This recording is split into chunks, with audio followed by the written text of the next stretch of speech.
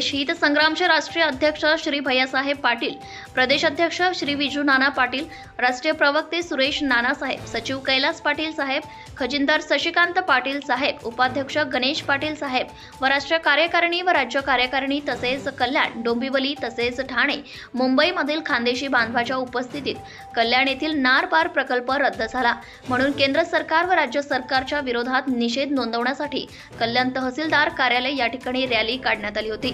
रॅलीला खानदेशी बांधवांनी मोठ्या संख्येने उपस्थित राहून निषेध घोषणा देत तहसीलदार साहेब यांना निवेदन देण्यात आले। Subscribe now and press the bell icon. Never miss an update.